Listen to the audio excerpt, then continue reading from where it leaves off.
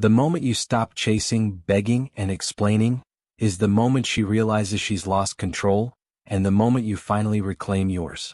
In today's world, the dating game has become something far darker than it appears on the surface. You've probably felt it yourself without even realizing it. Women no longer just allow attraction to unfold naturally. They've been raised, conditioned, and encouraged to place themselves in a position where you're expected to chase. Not because you suddenly became less valuable, but because culture shifted the rules of the game. From childhood, women are told they are the prize. They are told their beauty entitles them to attention, pursuit, and endless effort from men. This mindset is not born from love. It's engineered. And when you play into it, you step into a trap that's been carefully built to keep you off balance. The truth is, chasing doesn't build romance. It builds control.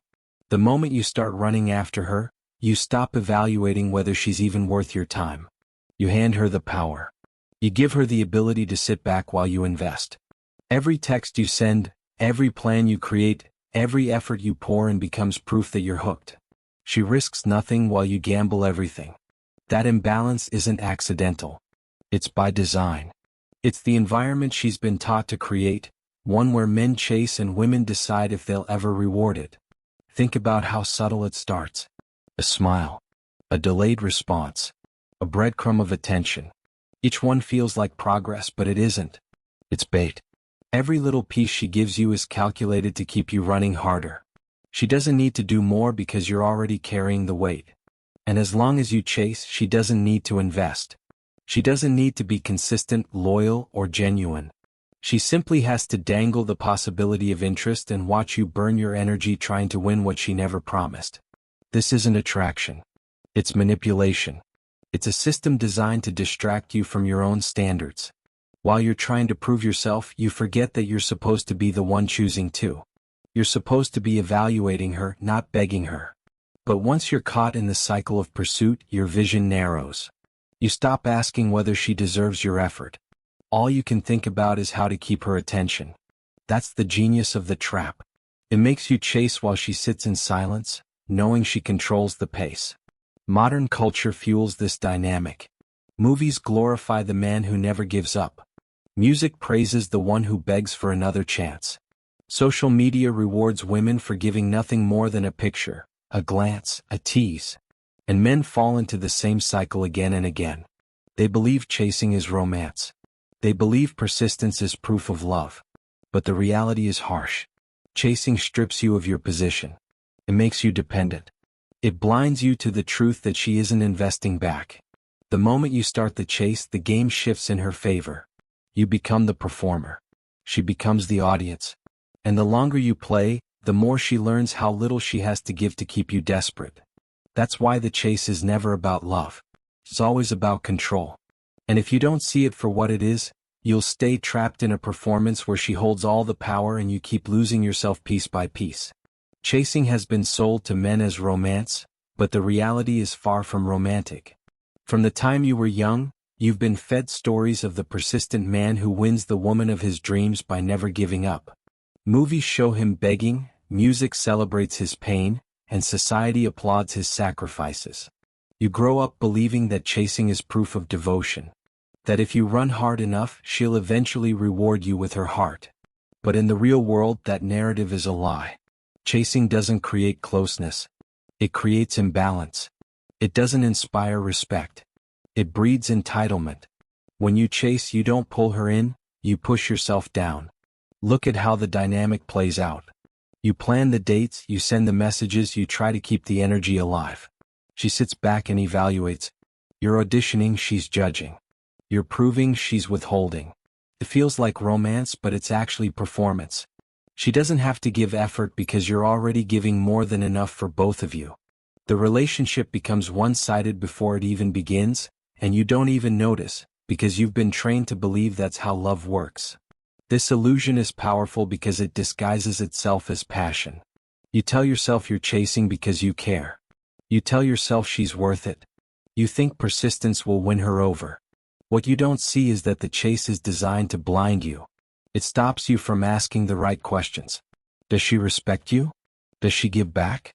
Is she even interested beyond the validation you provide? Those questions get buried under the constant effort you're pouring in. And once you're too invested to pull back, she holds the advantage. The chase also works because it shifts the focus entirely onto you. You're the one being measured, tested, and evaluated, while she escapes accountability. She can be inconsistent, distant, or even disrespectful, and you'll still try harder. You'll rationalize her coldness as a challenge. You'll mistake her withdrawal for a test of your loyalty. And while you're working overtime to pass, she's giving the bare minimum, enjoying the fact that you're still there despite her lack of effort. This isn't connection. It's control. Chasing doesn't build intimacy. It builds dependency. The more you run after her, the more she learns she doesn't need to meet you halfway. She can always step back because she knows you'll fill the gap. And in her eyes, the more you chase, the less you're worth. Your devotion doesn't register as strength. It registers as desperation. She doesn't see effort, she sees weakness. The harsh truth is this: chasing has never been about romance. It's a script that benefits her while draining you. It keeps you distracted with the idea of winning her, while blinding you to the fact that she's not giving you anything real. Every time you run harder, you prove you're willing to work for scraps. And the man who works for scraps is never the man who earns respect. That's why chasing isn't love, it's self-betrayal dressed as devotion. The real secret behind the chase isn't romance, it's the power of withholding. A woman doesn't need to give much to keep a man invested. All she has to do is master the art of giving little and taking much. Think about it. Every time you send the message, plan the date, or try to reignite the spark, you're carrying the weight. What does she have to do? Almost nothing. She can sit back, drop crumbs of attention, and watch you pour yourself out just to keep her interested. That's not partnership. That's imbalance. And that imbalance is what makes the chase so effective for her.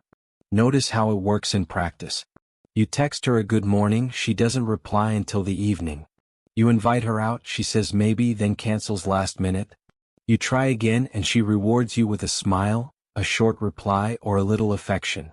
To you that feels like progress. To her it's control. She's figured out that withholding consistency keeps you working harder. It's a tactic as old as time. Give just enough to keep him hooked, but never enough to let him feel secure. When she withholds, your brain fills in the gaps. You start convincing yourself she's busy, she's cautious, she just needs more proof of your interest. You rationalize her lack of effort because you want to believe it means something. But the truth is far simpler. Her inconsistency is intentional. By keeping you uncertain, she keeps you chasing. And every step you take deeper into the chase, the less leverage you have. Here's the dangerous part. The more you accept her withholding, the more she realizes she doesn't need to give anything. Why should she invest if you're already over-delivering? Why should she be loyal, consistent, or respectful when she knows you'll keep chasing regardless? Withholding allows her to extract maximum attention, validation, and effort with minimum return. It's not love. It's leverage. This is why men end up feeling drained, confused, and unsatisfied. You're doing all the giving, but you're not receiving anything of substance. You mistake her small gestures for effort because you're starving for her approval. A reply after hours feels like a gift. A simple thank you feels like affection. You lower your standards without realizing it, because her withholding has trained you to accept crumbs as a feast. And here's the brutal truth. The more she withholds, the more you crave. That's psychology. Uncertainty breeds obsession. You don't obsess over the one who's clear, consistent, and genuine. You obsess over the one who keeps you guessing. That's why withholding works so well. It hijacks your mind and convinces you to work harder for less. But let me be clear, respect never grows in this environment. Love never grows here. What grows is entitlement on her end and exhaustion on yours. She learns she can get away with giving almost nothing, while you learn to betray your own dignity just to keep her attention. That's the ugly truth behind the chase. It's not built on effort meeting effort. It's built on one person withholding and the other person chasing until he has nothing left. Social media turned the chase into a never-ending stage. Before, if a woman pulled back, you at least had silence. Now, she doesn't have to give you silence, she can give you illusions. A single like on your story. A vague post about trust issues. A selfie that seems aimed at no one but feels aimed at you. Every move is bait. And every time you take the bait, you feed the chase. You think you're making progress, but in reality you're still stuck in her orbit, giving her exactly what she wants: your attention, your energy, your obsession. Look at how it plays out. She ignores your message but views your story within minutes. She leaves you unread, then posts a photo meant to stir curiosity.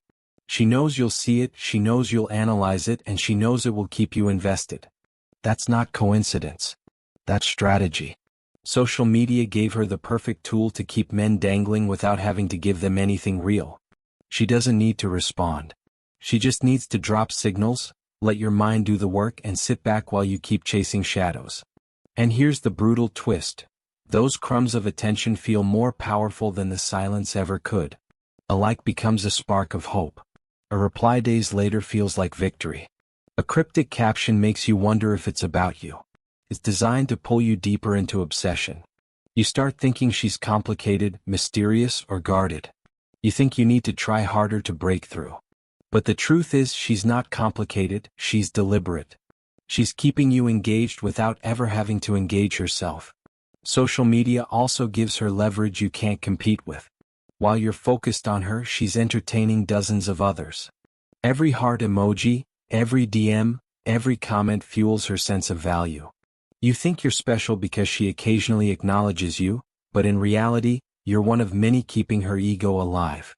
That's why she doesn't have to give effort. She has a whole lineup of men willing to chase for free. And the more you invest, the less unique you become in her eyes. This is the trap men fall into. You confuse visibility for intimacy. Just because she watches your stories, you think she cares. Just because she replies to one message after ignoring 5, you think you're making progress. You mistake digital crumbs for real connection. But here's the truth: if she wanted to give effort, she would. If she wanted to meet you halfway, she would. Social media doesn't stop real interest. It only exposes the lack of it. And yet, this digital chase is more addictive than ever. It preys on your psychology. It keeps you hooked with the smallest gestures, just enough to stop you from walking away. But every time you stay, every time you analyze, every time you chase harder, you lose. You lose respect, you lose energy, you lose time. She gains validation, you gain emptiness. And that's why the chase on social media is the most dangerous of all. It never ends unless you end it. Silence is the weapon that ends the chase. Not anger. Not begging. Not explaining. Just silence. Because when you stop speaking, when you stop reaching, when you stop giving, everything shifts. The power you kept handing away begins to return. She can't feed on your energy anymore. She can't measure her worth through your attention. She can't keep you spinning in circles with crumbs. Silence cuts the game off at its source. Understand this clearly: women thrive on reaction. Your texts, your calls, your explanations, your frustrations, they're all fuel. Even your anger is energy she can use. But silence? Silence gives her nothing. It starves her of the validation she once controlled you with. It forces her to sit with the void she created. And the moment she realizes you won't chase, she has to confront her own reflection. That's why silence feels so unbearable for her. Because now she can't lean back and expect you to close the gap. She can't toss out a cryptic post and wait for you to respond. She can't dangle hope in front of you knowing you'll grab it. Your silence exposes her. It forces her to either step forward with effort or disappear completely. And both outcomes reveal the truth. If she cares, she'll show it. If she doesn't, she'll vanish. Either way, you win. But silence isn't just a tactic, it's discipline. It's the decision to stop betraying yourself for someone who refuses to meet you halfway. It's choosing to guard your energy instead of handing it away to someone who never valued it. And it's not easy. Your instincts will scream to break the silence. To check in. To explain. To remind her. But every time you fight those urges, you grow stronger. Every time you choose silence over chasing, you reclaim more of yourself. And here's the paradox. The silence that feels so cold to you is the loudest thing she'll ever hear. Because silence communicates everything chasing never could. Chasing says, I need you. Silence says, I don't. Chasing says, I'll do anything for your attention. Silence says, your attention isn't required. Chasing lowers your value. Silence raises it. It shifts you from seeker to chooser, from follower to leader. Eventually she'll notice. Maybe not today. Maybe not tomorrow. But she'll notice. Because silence creates a void she cannot ignore. She'll wonder why you stopped. She'll question what changed. She'll test you to see if you'll break. And when you don't, the balance of power is rewritten. She no longer has control. You do. Not because you manipulated her. Not because you played games. But because you finally stopped playing at all. That's the essence of power, detachment. When you're willing to walk away, you're untouchable. When you can sit in silence without breaking, you're unshakable. And that's when you stop being the man who chases and become the man who commands respect. Silence isn't weakness. It's the purest form of strength. And once you master it, the chase dies forever. Every man eventually hits the point where he realizes chasing wasn't about her at all. It was about him. The urge to chase comes from a deep wound inside. A hunger for validation, a need to be chosen, a desperation to feel worthy. You think you're running after her, but the truth is you're running from yourself. Every message you send, every excuse you make, every chance you give isn't about her importance. It's about your fear of being left behind. And until you face that fear, you'll keep chasing ghosts. The root of the chase is insecurity. If you believed in your value, you wouldn't have to prove it. If you trusted in your worth, you wouldn't be begging for scraps. But when you carry doubt, when you don't fully respect yourself, you look outward for someone to confirm what you refuse to see. That's why chasing feels so addictive. It promises a sense of completeness you never gave yourself. You're not fighting for her love. You're fighting for your own reflection in her eyes. This is why no amount of chasing ever feels like enough. Even when she gives you attention, it fades quickly. You get the reply, you feel the high, but within hours the emptiness returns. Because the problem was never her silence, it was your dependence. You're trying to fill an inner void with her external approval. And the more you rely on her for validation, the more power she gains. She doesn't even have to try. You hand her control on a silver platter. Here's the truth men avoid. Chasing is self-abandonment. Every time you put her above your dignity, you lose a piece of yourself. Every time you ignore her lack of effort, you weaken your own standards. Every time you accept crumbs, you teach yourself that you don't deserve the feast. And slowly you stop being a man of value and become a shadow of one, defined by her attention, shaped by her rejection, enslaved by her approval. The real escape begins when you stop asking, "How do I make her want me?" and start asking, "Why do I need her to?" That shift is brutal because it forces you to face yourself. It exposes the insecurities you've been running from. But it also gives you the key to freedom.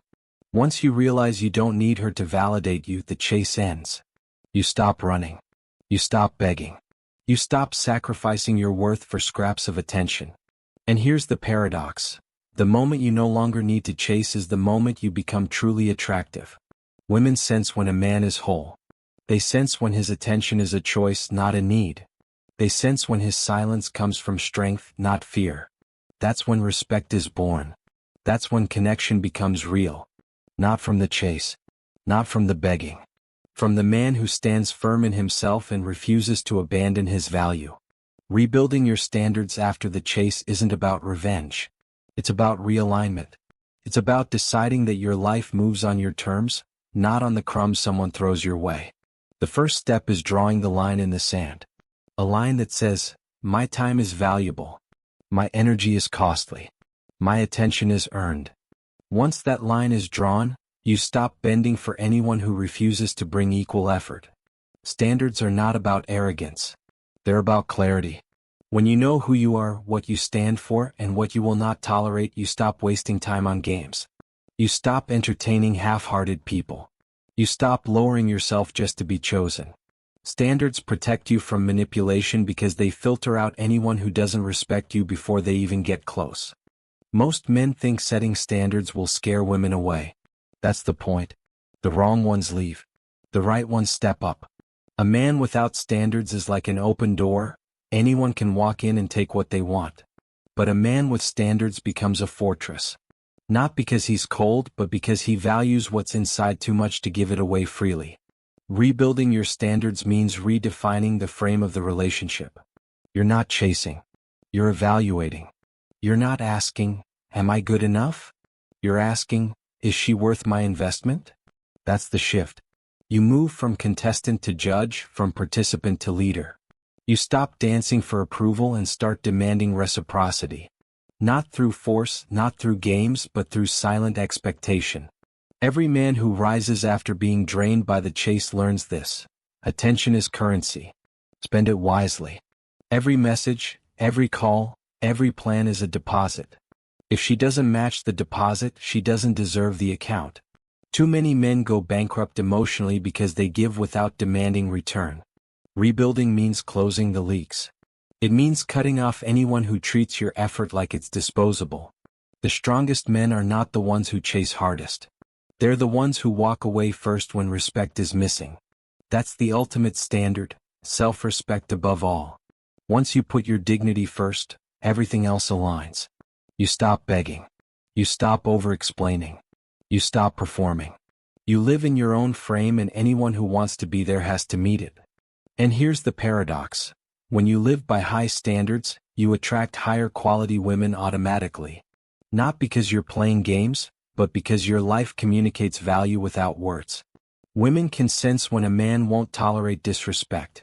They feel it in the way he carries himself, in the silence he chooses, in the effort he withholds until it's earned. That presence is unforgettable. Rebuilding isn't about making her chase you. It's about making yourself untouchable. It's about never again letting anyone drag you into desperation. It's about refusing to play a rigged game because you've built a kingdom too solid to be shaken. Once your standards are rebuilt, the chase dies forever. Not because she changed, but because you did. Breaking her cycle starts the moment you recognize it's a pattern, not an accident. She pulls, she pushes, she vanishes, then returns like nothing happened. It's not chaos, it's design. It feeds her ego, it drains your focus, it keeps you orbiting around her. The only way to kill it is to step out of the orbit entirely. You stop reacting. You stop rewarding. You stop letting her dictate the rhythm of your emotions. When she pulls back, don't chase. When she comes close, don't celebrate. Keep the same face, the same energy, the same silence. That's how you shatter the loop. The cycle thrives on your reactions. Without your response, the gears grind to a halt. She expects desperation. She expects anger. She expects long explanations and begging. The last thing she expects is indifference. Indifference is the hammer that breaks her grip. Because when you don't flinch, she loses control. Every time she tries to bait you and gets nothing, the game weakens. You stop being predictable. You stop being the puppet. And here's where the reversal happens. The same silence that once frustrated you becomes the silence that unnerves her. She starts to question herself. She starts to wonder if she's losing her power. That doubt grows louder than any words you could ever speak. Breaking the cycle also means rewriting the story. She wants you to believe you're always the one chasing, always the one proving, always the one trying to earn her back. Flip it. Make her the one who has to earn space in your life. Not through manipulation, not through pressure, but through consistency and respect. The second she senses she's being measured, the power shifts. Understand this. She doesn't run the cycle because she's evil. She runs it because it works. As long as you keep reacting, she keeps spinning the wheel. But the moment you unplug from the pattern, she's forced to face reality. Either she rises to your standard or she disappears. Both outcomes serve you. If she steps up, the relationship becomes real. If she walks, you're freed from the trap. The hardest part is resisting the urge to break silence first. That's the test. She'll push every button. She'll try jealousy, guilt, sudden sweetness, even anger. It's not connection, it's control. Recognize it. Name it for what it is. And refuse to play. Every time you hold the line, you reclaim another piece of your power. Soon, the cycle that once felt unbreakable looks laughable. You see it for what it is, a desperate attempt to keep you hooked. And when you stop playing, the cycle dies. Not with a fight. Not with a dramatic ending. But with a quiet shift in energy. She no longer controls the tempo. You do. And here's the truth that stings the most. Once the cycle is broken, she either adapts or vanishes. Either way, you win. Because freedom isn't her approval. Freedom is never being trapped in someone else's loop again. Silence isn't just the absence of words. It's the presence of power. When you master it, you don't have to announce yourself. You don't have to explain your choices. You don't have to defend your worth. Your calm becomes louder than any argument. Your restraint becomes more intimidating than any outburst. Silence commands attention because it can't be manipulated. Women expect men to talk their way back in. They expect pleading, convincing, or chasing. Silence denies them that fuel. It unsettles them. It forces them to sit with their own thoughts instead of drowning them in yours. And the longer you hold it, the more the weight shifts. Suddenly, you're not the one chasing answers. They are. This silence is not passive. It's not weakness. It's control. It's the decision to conserve energy and direct it inward. Every word you don't waste is strength you keep. Every reaction you don't give is control you maintain. It turns you from predictable into untouchable. People can read emotions in tone, in language, in pleading. But when you withhold all of it, you become unreadable. That mystery creates power. Rebuilding through silence means using absence as a weapon. You're not punishing. You're not sulking. You're teaching through stillness. Anyone who wants a response has to earn it. Anyone who wants your presence has to deserve it. That's how silence stops being empty and starts being dominant. It sets the frame without lifting a finger. Every time you stay silent, you're reinforcing discipline. Discipline over anger. Discipline over neediness. Discipline over the urge to be understood. That's what separates men who crumble from men who rise. Words are cheap. Control is priceless. A man who controls his tongue controls his life. And here's the beauty: silence makes people reveal themselves. When you don't rush to fill the void, they start talking. They over-explain. They confess. They expose cracks. Your restraint pulls truth out of others without effort. You learn more by saying nothing than by demanding answers. Silence is the net that catches lies and tests intentions. Over time, this silence builds a different kind of presence. You don't have to raise your voice. You don't have to prove anything. Your very lack of reaction becomes a mirror. People project their fears, their insecurities, their desires onto you. And you stand steady, untouched. That steadiness is the essence of dominance. The man who rebuilds with silence isn't cold. He's selective. He knows when to speak and when to vanish. He knows that not every comment deserves an answer. Not every provocation deserves attention. Not every invitation deserves acceptance. Silence makes your yes more valuable because it isn't given to everyone. Eventually, silence becomes second nature. You don't force it. You live it. You carry yourself with an energy that says, I don't chase. I don't explain. I don't beg. And when that energy radiates, the world adjusts. Respect follows. Peace follows. Power follows. Because true dominance isn't loud. It's quiet. It's the silence that bends others without you ever moving. Detachment is the final stage because it breaks the chain completely. You stop clinging to outcomes. You stop needing validation. You stop giving your peace away just to feel wanted. Detachment doesn't mean you don't care. It means you're no longer controlled. You choose where your energy goes, and if it's wasted, you pull it back instantly. That's freedom most men never taste. A detached man can love without being enslaved. He can walk away without collapsing. He can give without expecting it to be returned. That balance is rare, and that's why it commands respect. When you detach, people feel it. They sense you won't crumble if they leave. That makes your presence heavier, your value higher, and your silence more dangerous. Detachment isn't numbness. It's clarity. You see people for who they are, not who you want them to be. You stop rewriting red flags into excuses. You stop begging for consistency from someone who's already shown they can't give it. Detachment clears the fog and lets you see the truth without distortion. This state isn't built overnight. It's forged through discipline. Every time you hold back when you want to chase, you're training it. Every time you let someone reveal themselves instead of forcing an answer, you're strengthening it.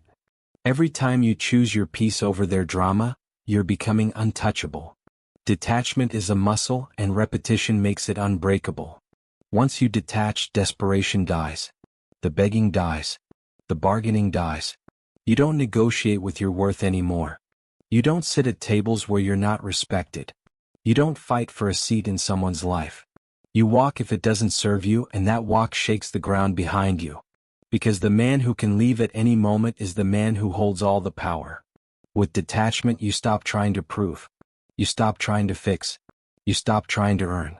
You simply show up as you are, and either they rise to it or they're gone.